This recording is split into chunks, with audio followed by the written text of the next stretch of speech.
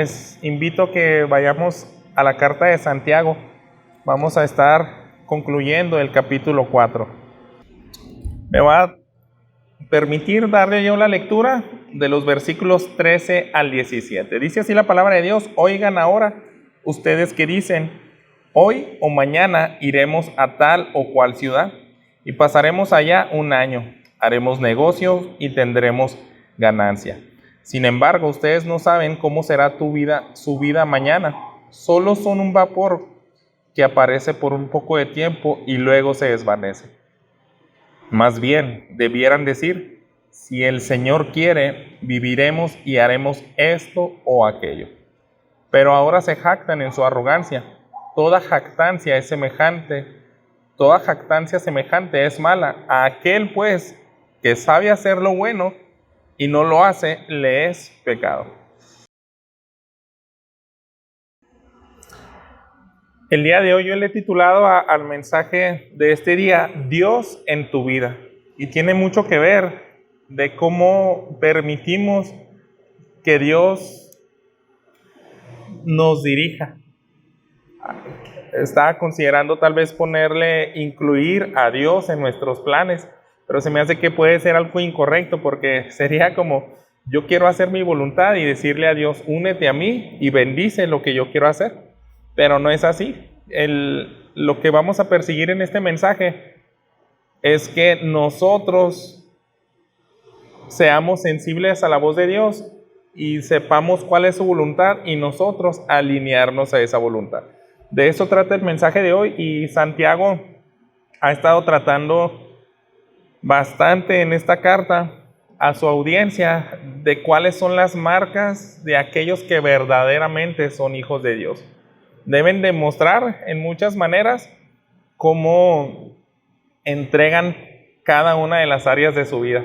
Dice, si verdaderamente tienes el Espíritu Santo, va a haber algo que lo muestre en obras, en acciones que van a ver los demás. Por ejemplo, vas a poder controlar tu habla.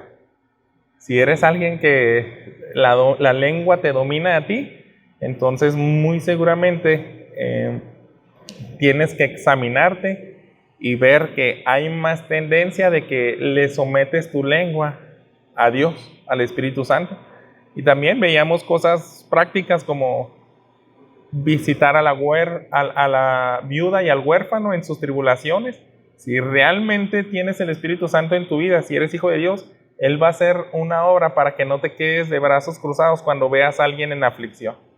Vas a moverte por compasión y vas a tener empatía de aquellos que tienen sufrimiento.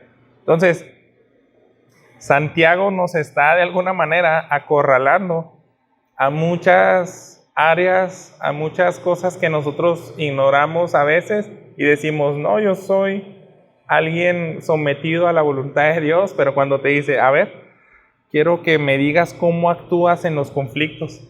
¿Tienes envidia? ¿Ardes de celos cuando ves que alguien tiene más que tú? Eso lo veíamos también en el capítulo 3. Y lo que vamos a ver precisamente es cómo planeamos nuestra vida. Si verdaderamente tienes el Espíritu Santo, lo vas a considerar a Dios en todos tus caminos. No vas a hacer las cosas como a ti se te dan la gana. Entonces hay dos puntos que quiero dividir hoy el sermón para que de alguna manera pues ayuda, ¿no?, a que se nos graben un poco mejor las ideas. Son dos cosas. La primera es la necedad de sacar a Dios de tu vida. Y la segunda cosa es la sabiduría de alinear tu vida a Dios. Entonces, de los versículos 13 al 14 vamos a ver eso. Somos necios cuando sacamos a Dios de nuestra agenda.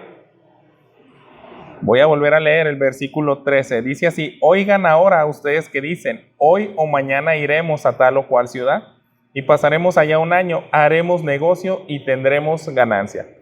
Santiago utiliza esta frase en esta traducción, la Nueva Biblia de las Américas, dice, oigan ahora.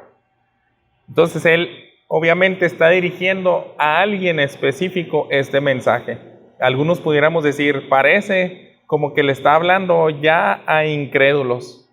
como que está hablando a personas que no quieren saber absolutamente nada de Dios. Es probable que sí, pero si venimos poniendo atención al contexto, está escrito a una iglesia. Muy probablemente él conocía también a ciertos grupos de los creyentes donde iba a llegar esta carta, y algunos creen que pudiera haber dirigido este mensaje en específico a aquellos cristianos, los primeros que venían al cristianismo y que se dedicaban al comercio. Entonces él quería decirles, ¿saben qué? Deben de transformar su manera de ser para que vean una diferencia. Entonces, tal vez quería hacer un contraste y decir, miren cómo se comporta el mundo. Ellos planean, ellos dicen, ellos afirman, hacen un plan y creen que lo van a ejecutar y sin que se les atraviese ninguna cosa. Pero el creyente no debe ser así. Puede ser que a veces nuestro orgullo nos haga pensar, se me hace que este texto es únicamente para aquella época, para aquellas personas que no eran cristianas y que tal vez Santiago los quería alcanzar para Cristo. Pero no es así. Yo creo que él está diciendo cómo es una vida que honra a Dios y que cada uno de nosotros entreguemos hasta nuestras áreas. Me gusta este pasaje porque a veces pensamos, la Biblia no habla mucho de finanzas. La Biblia, Dios no se mete con tus planes que tienen que ver con tu economía. Pero Santiago está hablando de cosas muy prácticas, de cómo hacer negocios, de cómo manejar un plan, digamos, para enriquecerte. Está tocando estos temas. Entonces tenemos mucho que aprender. Así que primero que nada, les invito a que tratemos de tomar este mensaje como si viniera directamente a nosotros. ¿Sabes qué? Yo creo que a veces nosotros caemos en la categoría de esta audiencia y decimos, ¿saben qué? Hoy o mañana voy a ir a tal o cual ciudad, voy a hacer negocio, es más, voy a pasar un año allá y voy a vender, voy a terminar mejor. Llegaré en tal posición, pero voy a concluir ese periodo con ganancia. Entonces, si se fijan, yo creo que debemos de tener primero que nada mucho cuidado de que nosotros no nos jactemos de que este mensaje no nos pueda aplicar. Si nosotros vamos al Evangelio de Lucas, capítulo 17, hay una historia que también nos puede ayudar a que consideremos que este mensaje aplica primeramente a nuestras vidas. Fíjense cómo dice el versículo 26 al 29. Esta historia hablaba Jesús de acerca de cómo tendemos nosotros como hombres, que todavía estamos afectados de una vida que nos puede atraer el pecado, cómo podemos comportarnos. En el versículo 26 del capítulo 17 dice, tal como ocurrió en los días de Noé, así era también en los días del Hijo del Hombre. Comían, bebían, se casaban, se daban en casamiento hasta el día en que Noé entró en el arca y vino el diluvio y los destruyó a todos. Fue lo mismo que ocurrió en los días de Lot. Comían, bebían, compraban, vendían, plantaban, construían. Pero el día en que Lot salió de Sodoma, llovió fuego y azufre del cielo y los destruyó a todos. En sí, hermanos, no tiene nada de malo hacer todo esto, al menos desenfrenadamente, pero es bueno, es legítimo casarte, comer, beber. El problema es que Jesús les recuerda esto porque nunca consideraron a Dios. Dice, ellos tenían su vida normal y nunca les importó el mensaje de Noé de que iba a venir un diluvio. Nunca les importó la vida de Lot, que también de alguna manera tuvo que haberles dado una pauta para saber que estaban condenados a una destrucción como esa ciudad. Así que nosotros a veces, aunque nos hagamos llamar cristianos, de repente si nos alejamos y nos dejamos de exponer a la palabra de Dios y de buscar a Dios en nuestras vidas, vamos a actuar así. Vamos a armar planes a corto y a largo plazo y sacar a Dios de nuestras vidas. Entonces yo creo que Santiago quiere evitar eso en los creyentes. Bien, fíjense, quiero que analicemos muy bien las frases de toda esta declaración que hizo Santiago.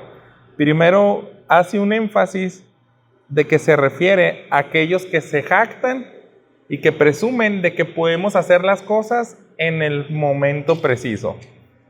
Si ponemos atención, aquí en el versículo 13 dice, hoy o mañana. ¿Se fijan? Ellos aseguran, si no es hoy, es mañana. No pudiera existir la posibilidad de que si se me atraviesa algo, a lo mejor dentro de 15 días lo hago. Santiago está planteando así las cosas. Hay personas que son bien orgullosos y creen que pueden tener soberanía sobre las situaciones. Y si no lo hago hoy, lo hago mañana y nada lo puede impedir. Pero fíjense qué más le agregan ellos. Ahí en ese mismo pasaje dice, iremos a tal o cual ciudad. Ellos también se pueden jactar y decir, puedo escoger el lugar donde voy a estar. Y dan por sentado como si no hubiera ningún factor externo que les impida. Vamos a tratar de aterrizar esto. Yo voy a ir allá a Delicias a vender escobas, trapeadores. Y punto. Llego a Delicias y de ahí me paso a Mioki. Pero no sabes qué tal si cierran la carretera por un accidente muy trágico y ya no puedes pasar. ¿Se fijan? Ellos dan por sentado que pueden disponer del tiempo y también del lugar, de la área geográfica, por así decirlo. Y por encima de ello pueden agregarle un lapso de tiempo, como si también controlaran el futuro. Ellos dicen, pasaremos allá un año. ¿Qué pasa si se mueren antes del año? ¿Se fijan? Están afirmando muchas cosas, sacando a Dios de la ecuación. Y por último, encima de todo eso, dicen, vamos a salir con ganancia.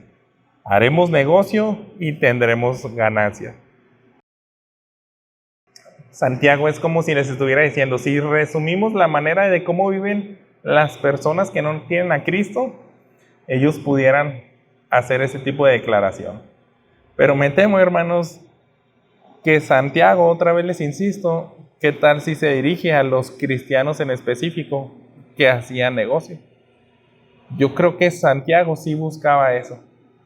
Nosotros desde ese momento que tratamos de sacarnos y aplicar este mensaje a alguien más y decir, no, pues se me hace que le puedes dar un codazo ahí a alguien de enseguida, órale, ahí te habla. Pero no es así.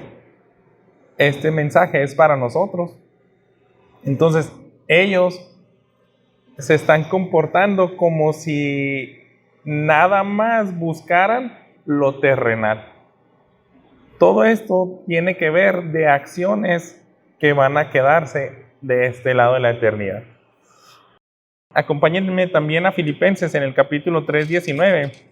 Dice lo siguiente, el apóstol Pablo les escribió a esta iglesia, cuyo fin es perdición, cuyo Dios es su apetito y cuya gloria está en su vergüenza, los cuales piensan solo en las cosas terrenales. Aquí sí se está refiriendo específicamente el apóstol Pablo a personas incrédulas. Pero si se fijan, quise traerlos esto porque dice, ¿cómo es aquel que no tiene a Dios en su corazón? Solamente piensa en cosas terrenales. Pero yo creo que Santiago quiere mostrarles esta parte a los creyentes y decirles, ¿saben qué? Así actúan los que son del mundo, no les interesa nada lo de Dios. Pero ustedes deben de ser distintos. Siguiendo un poco la idea de lo que dice aquí Santiago en el capítulo 3, dice, cuya gloria está en su vergüenza. Como si dijeran, aparte de que hacen todo mal y que muestran orgullo, se glorían de eso. Y me parece que ese es el mismo sentido que Santiago está tratando. Vamos a regresar a Santiago 4 y continuar con el versículo 14. Fíjense cómo dice: sin embargo, ustedes no saben cómo será su vida mañana. Solo son un vapor que aparece por un poco de tiempo y luego se desvanece. Entonces, ellos están de alguna manera afirmando cosas que ni siquiera se dan cuenta, que no saben, que no pueden controlar. Encima de toda su arrogancia anterior, de lo que acabamos de decir, que se creen dueños del tiempo, del lugar, del futuro y de cómo van a resultar sus negocios, ellos agregan que pueden asegurar que todo va a estar bien y que en su vida no les va a pasar absolutamente nada. Hay otro pasaje que nos puede ayudar a entender esta arrogancia de que a veces no nos vemos frágiles. A veces pensamos que nada, si no afecta nuestro plan de manera externa, nos puede afectar de manera interna. Es algo que está agregando Santiago. Las personas que no meten a Dios, que no se alinean a la voluntad de Dios, ellos piensan que pueden controlar todo lo externo. Pero Santiago no deja de fuera también lo que es interno. Tú eres como niebla. Puedes estar hoy y a la mañana siguiente desapareces. ¿Qué tal si tu salud, tu capacidad, no sé, física o mental, se termina de la noche a la mañana? Yo les decía ayer a unos hermanos que visitaron la casa que hace poco vi una película y yo no sabía que se podía uno quedar sordo en el lapso de días. Una sordera así como del 100% o del 95% en el lapso de una semana. Entonces hay casos muy extraños, pero sí existe. Entonces miren, el autor del Salmo 90, si me quieren acompañar ahí, yo lo puedo dar lectura. Este salmo fue escrito por Moisés. Y Moisés vivió más de 100 años. Sin embargo, Moisés mismo tiene una percepción más clara acerca de la fragilidad de la vida y de cómo puede ser bien rápido en un instante atravesamos nuestra estancia aquí en la tierra. Salmo 90, versículo 10, dice así: los días de nuestra vida llegan a 70 años y en caso de mayor vigor a 80 años. Con todo, su orgullo es solo trabajo y pesar, porque pronto pasa y volamos. Les repito, Moisés vivió más de 100 años y dice la palabra de Dios que también él terminó con su fuerza y su vigor físico. Dios lo lleva al monte Abarim y ahí ya no le permite descender e ingresar a la tierra prometida. Entonces Moisés de todas formas decía, así es la vida, o sea, es con trabajo, y esos 120 años que yo pude haber vivido se me fueron así, como la niebla, que simplemente sale el sol y en minutos desaparece, en segundos. Santiago quiere que tú y yo reflexionemos y digamos, ¿por qué nos jactamos de hacer planes y pensar que nuestra salud o nuestra estancia aquí va a ser eterna? Todo esto es para hacernos reflexionar, hermanos, que no seamos arrogantes, que no seamos orgullosos al momento de vivir nuestra vida. Santiago ha insistido de muchas maneras para que nosotros vivamos lo más semejante posible a Jesús. Hay un pasaje más que quisiera que vayamos, ahora es en Lucas capítulo 12, acerca de cómo Jesús describe la necedad de agendar nuestra vida y sacar a Dios. Es algo muy, muy similar a esta parábola que platica en Lucas capítulo 12. Voy a leer desde el versículo 16 en adelante. Dice así: entonces les contó una parábola. La tierra de cierto hombre rico había producido mucho, Él pensaba dentro de sí. Y ahora fíjense cómo Jesús narra lo siguiente. Solamente está hablando en primera persona. Nunca está Dios en todo lo que este hombre va a decir. Dice, ¿qué haré? Ya que no tengo dónde almacenar mis cosechas, entonces dije, esto haré. Derribaré mis graneros, edificaré otros más grandes. Allí almacenaré todo mi grano y mis bienes, y diré a mi alma, alma, tienes muchos bienes depositados para muchos años. Descansa, come, bebe, diviértete. Pero Dios le dijo, necio, esta misma noche te reclaman el alma. Y ahora, ¿para quién será lo que has provisto? Así es el que acumula tesoros para sí y no es rico para con Dios. ¿Se fijan?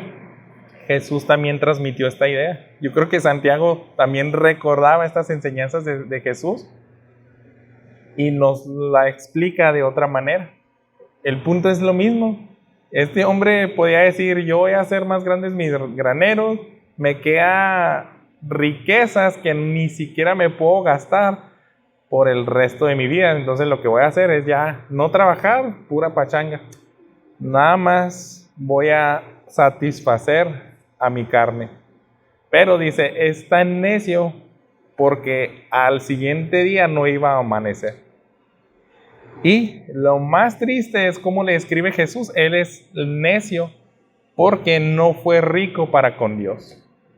Nunca consideró a Dios en su vida. Bien, yo creo que hemos hecho bastante énfasis en qué tan grande es el problema cuando sacamos a Dios de nuestra vida. Entonces, antes de terminar este punto, yo quisiera preguntarles, ¿dónde queda Dios en nuestra agenda? Y debemos de ser bien prácticos porque a veces nos levantamos y pudiéramos elevar una oración a Dios, pero a veces yo creo que no somos muy honestos y no le decimos, ¿sabes qué, Dios? ¿Cómo me gustaría ser sensible a tu voz para que me ayudes a no salirme de tu voluntad? Y todo lo que yo quisiera hacer en este día, haz que pase a segundo término. Tengo muchas cosas que hacer, pero tal vez tú quieras hacer algo bien importante y yo creo que es obvio que todo lo que tú tienes como planes para mi vida tienen impacto eterno. Si yo no me alineo a tu voluntad, me voy a perder bendiciones eternas. Bien, por eso, hermanos, si ya nos hizo reflexionar Santiago, que es una necedad sacar a Dios de nuestras vidas, ahora quiero que veamos que es muy sabio, o como le puse al encabezado, la sabiduría de alinear tu vida a Dios. Vamos a continuar aquí ahora en el versículo 15. Más bien, dice Santiago, debieran decir, si el Señor quiere, viviremos y haremos esto o aquello. Entonces Santiago busca que cambiemos de actitud. A su audiencia, a los primeros judíos cristianos de aquella época, quería que, sobre todo en las decisiones más importantes, nos aseguremos que estamos siguiendo la voluntad de Dios. No sé cuántos de ustedes, bueno, todos conocemos que de las decisiones más importantes de nuestra vida son qué carrera vas a estudiar, con quién te vas a casar. Y bueno, la más importante de todas, dónde vas a pasar la eternidad. Pero a veces en esas decisiones más cruciales de nuestra vida, no ponemos a Dios. Yo recuerdo que me comporté exactamente como esta persona que escribe Santiago. Iba a decir un mal chiste cuando me casé, pero no. Ahí sí oré bastante. Pero cuando fui a la universidad, sí. En la universidad a mí siempre me apasionó la computación y dije, yo voy a quedar en el TEC 2. Y voy a estudiar y me voy a graduar de ahí y voy a dedicarme a programar. Y es más, me voy a ir a vivir a Monterrey. Yo nací allá, pero ni conozco. Nomás que Cuando era niño fui un par de veces y como que me impresionaba la ciudad grande, y yo tenía esos sueños desde antes de graduarme del CETIS. Entonces era así como que yo lo que quería hacer eso, eran mis metas a largo plazo. Me voy a graduar del TEC 2, me voy a ir a vivir a Monterrey, me voy a independizar, mi familia pues X, allá que se quede donde esté, y voy a ser un citadino. Como que me llamaba la atención en ese entonces la metrópoli, cosa que ya no, todo lo contrario. Pero bueno, el punto es que Dios cambió todos esos planes. Yo duré 2 años sin estudiar universidad. Terminé en otra escuela que nunca me hubiera imaginado. Entonces, gracias a Dios, no terminé en Monterrey, porque yo más apunto a ciudades chicas. Como es rancho grande, pues ya más o menos lo tolero, pero bueno, a eso me refiero. A veces hacemos esos planes y créanme, yo no recuerdo haberle dicho a Dios una oración así: ¿quieres que estudie ahí? Si yo estudio ahí, ojalá que sea para que tu gloria la vean más personas. A lo mejor me puedes poner en una situación, en un trabajo, donde pueda alcanzar almas para Cristo, o puedo poner este conocimiento a tu disposición para ayudar a más personas. Yo nunca oraba así en ese entonces, pero no me gusta decir ejemplos y aplicaciones personales, pero tal vez sí, voy a considerarlo de vez en cuando en ocasiones lo hice de una manera incorrecta. Porque todos somos así, hermanos, no podemos decir que somos perfectos. Y Santiago busca eso en los creyentes. Dejen de comportarse así, deben de considerar a Dios, y más bien debieran decir: si el Señor quiere, viviremos y haremos esto o esto. De todas formas, hermanos, debemos de tener mucho cuidado de que no convirtamos esto como una fórmula de decir: voy a hacer esto y si Dios quiere, y hacerlo como una especie de muletilla o conjuro para que Dios bendiga todos nuestros planes. Entonces, no se trata de decir literalmente: voy a emprender este negocio si Dios quiere. No. Hay personas que hasta con su misma actitud nunca van a decir si Dios quiere, pero lo van a tener presente en su corazón y en sus oraciones. Eso yo creo que es lo que busca Santiago en nosotros. Yo creo que con mucha sorpresa yo me sorprendí porque dice este pasaje, como dice, oigan ustedes, perdón, ya me perdí un poco, en el 15, más bien debieran decir: si el Señor quiere, viviremos y haremos esto o aquello. Es algo como que de repente no lo vemos, que está permeado en toda la Escritura. Quisiera que vayamos a algunas citas aquí en el Nuevo Testamento, empezando por Hechos capítulo 18, 21. Fíjense cómo era este sentir del apóstol Pablo cuando él buscaba glorificar a Dios, y aún así en su agenda nos deja esto plasmado. En Hechos 18, 21, él dijo lo siguiente cuando dejó la obra en Éfeso. Dijo lo siguiente: sino que se despidió de ellos diciendo: volveré a ustedes otra vez si Dios quiere. Y embarcándose se fue de Éfeso. Nosotros sabemos que Pablo tenía tanto amor por las iglesias que él plantaba, y él seguramente los quería volver a ver, pero dice: no, aunque yo quiero y puedo agendar el volver a regresar con ustedes, de todas formas es si Dios quiere. Lo mismo, pero en la primera carta de Corintios, el capítulo 4, 19, a esta iglesia, fíjense lo que les dijo: pero iré a verlos pronto, si el Señor quiere, y conoceré no las palabras de los arrogantes, sino el poder que tiene. Entonces él dice: tengo un asunto muy importante que tratar con ustedes, como que quería arreglar un problema con algunos que estaban ahí de arrogantes. Y aunque tenía eso en la agenda, él no se atrevía a afirmar. Van a ver cuando llegue, verán cómo me los pongo, ¿no? Es si Dios quiere.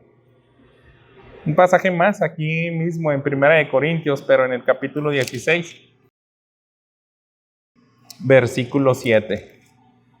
Pues no deseo verlos ahora, solo de paso, porque espero permanecer con ustedes por algún tiempo, si el Señor me lo permite. ¿Se fijan? Él tenía esos deseos. Vimos cómo en el Nuevo Testamento Pablo siempre decía, si Dios quiere, si Dios quiere. Y nunca lo hizo, como les digo, como una especie de amuleto. Siempre que diga, si Dios quiere, es como para que esto salga adelante, ¿no? Entonces, ahora, si el Señor quiere y lo usamos a nuestra conveniencia, ahí vamos a mostrar jactancia.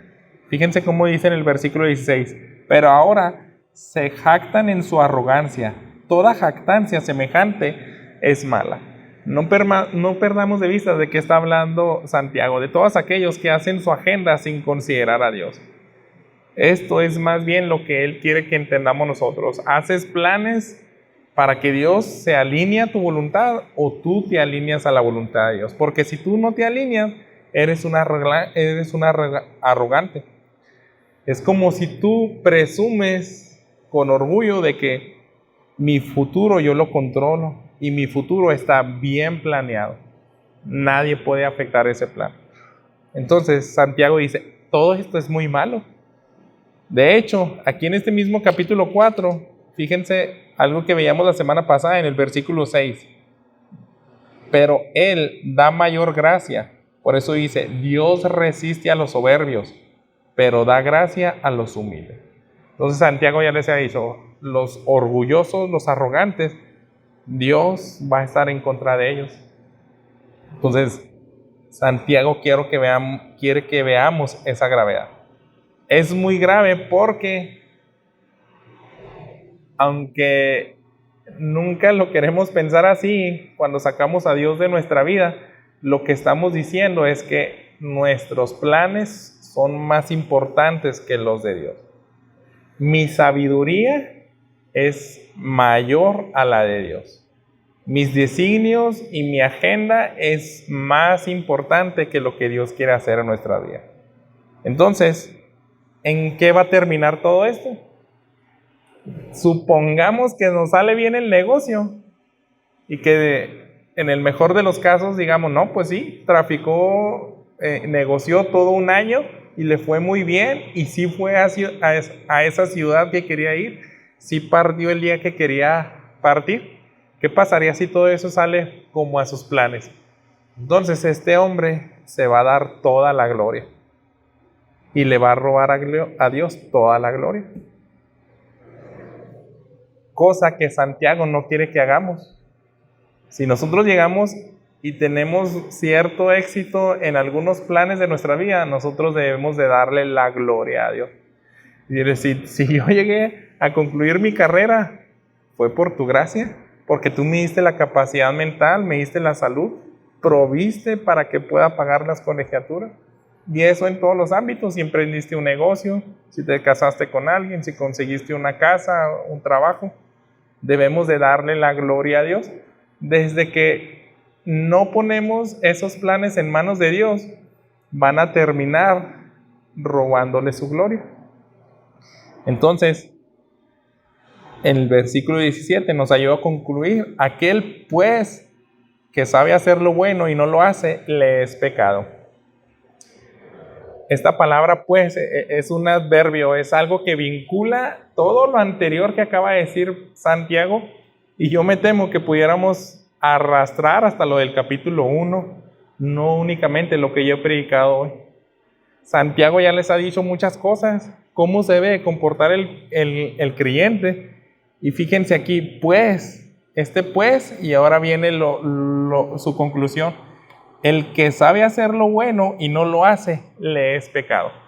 Ya les he dicho, amen a la viuda, al huérfano, controlen su lengua, aprendan a vencer la tentación, aprendan a permanecer su fe en el fuego y confiar y amar a Dios. Eso lo veíamos en el capítulo 1 y muchas cosas que durante toda su carta nos ha dicho.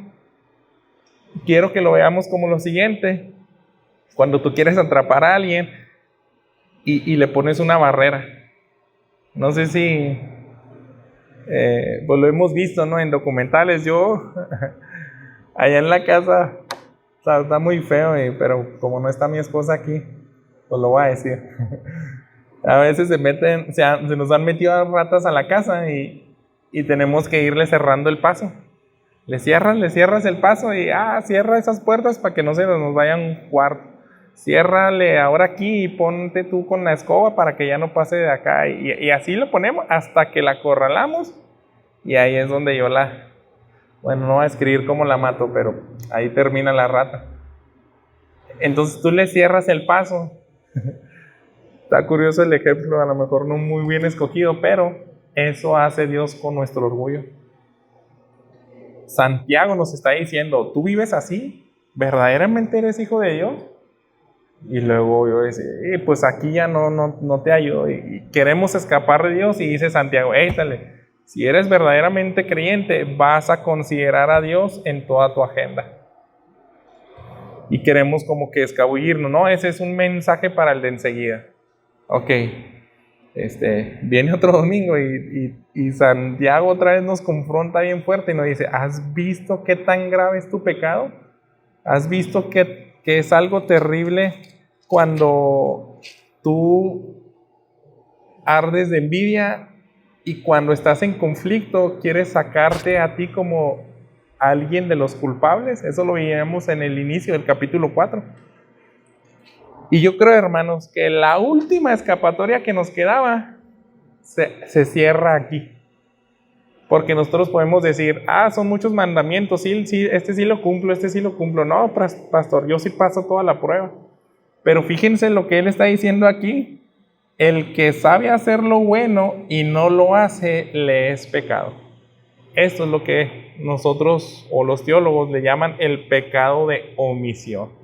Hay pecado de comisión donde nos dicen claramente: no adulteres, no robes, no hagas esto, no hagas lo otro. Y decimos: todos esos yo sí los cumplo. Pero aquí dice: ok, pero ¿te ha pasado que a veces sabes qué es lo correcto y no lo haces? Digo, pues sí me ha pasado muchas veces, pero eso no es pecado. Ahí estoy bien con Dios. Y dice Santiago: no, eso también es pecado. Y créanme, hermanos, ojalá que Dios nos ayude a sentirnos acorralados. Eso es el propósito de Santiago y de la ley. Que ya no veamos salida. Y lo único sea voltear arriba y pedirle misericordia a Dios. Yo no puedo vivir así, Dios. Yo sé que tengo que amar a mi esposa, pero no lo hice hoy. Tal vez no la engañé y cumplí el mandamiento de no adulterarás, pero tú también ya sabías que debías de amarla y tratarla como vaso frágil. Omitiste ese pecado, o omitiste ese mandamiento bueno que tú sabías, entonces pecaste. Y esto, hermanos, les digo, es algo como que no nos gustaría, nos sentimos ya acorralados y Santiago ya cerró la puerta aquí. Algunos, los más orgullosos, pudieran decir: no, esto no aplica a mí, pero ya es como decir: lo único que te queda es voltear y ver la misericordia de Dios. Yo quisiera que aplicáramos algo de esto al Día del Padre, solamente porque es la ocasión, pero no es únicamente para el Padre, sino para todos. Fíjense la costumbre que hacía Job. En Job capítulo 1, versículo 5, dice: cuando los días del banquete habían pasado, Job enviaba a buscarlos a sus hijos. Está hablando de sus hijos. Los santificaba y, levantándose temprano, ofrecía holocaustos conforme al número de todos ellos, porque Job decía: quizás mis hijos hayan pecado y maldecido a Dios en sus corazones. Job siempre hacía así. Entonces, Job decía, esa es mi responsabilidad, interceder por mis hijos. Porque yo creo que en esa fiesta se pudieron haber pasado de copas. ¿Qué tal si su comportamiento deshonró a Dios? Yo quiero interceder por ellos. Entonces es algo bueno que yo, en lo personal como padre, yo creo que muchas veces no hago eso a favor de mis hijos. Y fíjense, un ejemplo más, yo creo que un poco más claro, avancemos a 1 de Samuel. Bueno, más bien, avancemos en el tiempo, pero vamos a retroceder aquí en nuestras Biblias. 1 de Samuel, capítulo 12. Ya cuando Samuel estaba dejando sus días aquí en la tierra, le dijo al pueblo de Israel en el versículo 23: en cuanto a mí, lejos esté de mí que peque contra el Señor, cesando de orar por ustedes. Antes bien, les instruiré en el camino bueno y recto. ¿Se fijan? Es el mismo sentido. ¿Qué es lo bueno? Tú sabes que lo bueno es interceder por el pueblo de Israel y enseñarles a amar a Dios. Pero si tú omites, si tú sacas eso, se convierte en pecado. Es lo mismo que está diciendo Samuel. Dice, lejos esté que peque contra el Señor. ¿Se fijan? El que sabe hacer lo bueno y no lo hace, pecas. Yo sé que debo de disciplinar a mis hijos cuando veo que es necesario. Y si a veces digo, no, me tocó el corazón y le voy a dar chance, entonces ya pequé. Porque yo sé que era un efecto bueno, tenía que ser algo bueno, pero lo omití, se convirtió en pecado. Bien. Como sea, hermanos, todo esto es una invitación para que siempre consideremos a Dios en nuestros planes. Quedémonos con eso. Estaba en esta semana leyendo el Catecismo de Westminster y la primera pregunta que ellos abordan es la siguiente: ¿cuál es el fin principal del hombre? Y fíjense en la respuesta, los que escribieron estos teólogos ingleses allá por 1700. El fin principal del hombre es el de glorificar a Dios y gozar de Él para siempre. Entonces, estamos hechos para eso. Si queremos glorificar a Dios y deleitarnos en Él, solamente es alineándonos a su voluntad. Es considerarlo en todos nuestros caminos. Santiago, hermanos, nos quiere preparar para que seamos pobres en espíritu, para que veamos que ya nos acorraló Dios y que no podemos amarle en todos esos primeros 4 capítulos si no acudimos constantemente a la gracia de Dios. Debemos de concluir siempre que el Evangelio es lo único que nos ayuda a ser perfectos delante de Dios, y es lo que yo creo que el apóstol Pablo resumió muy bien en 2 de Corintios 5:21. Es uno de los versículos que nos ayudan a en una frase muy corta entender el Evangelio. Dice lo siguiente: al que no conoció pecado, lo hizo pecado por nosotros, para que fuéramos hechos justicia de Dios en él. Si queremos ser perfectos delante de Dios, nunca va a ser por nuestras propias fuerzas. Debemos de confiar en esa justicia perfecta de Jesús que se aplica en nuestras vidas, y hasta entonces vamos a tener afectos hacia Él. Nuestro amor va a crecer a Él porque Él nos da un corazón nuevo. Vamos a amarle, ahora sí vamos a obedecerle, a vivir conforme a la fe que profesamos. Oremos. Padre nuestro, muchas gracias por este mensaje. Y yo te pido, Padre, que no sigamos sacándote de nuestras vidas, sino que nos ayudes a alinearnos a tu voluntad. Gracias por estas enseñanzas que nos dejas en la carta de Santiago y permite que las podamos vivir. En nombre de Cristo Jesús te lo pido, Señor. Amén.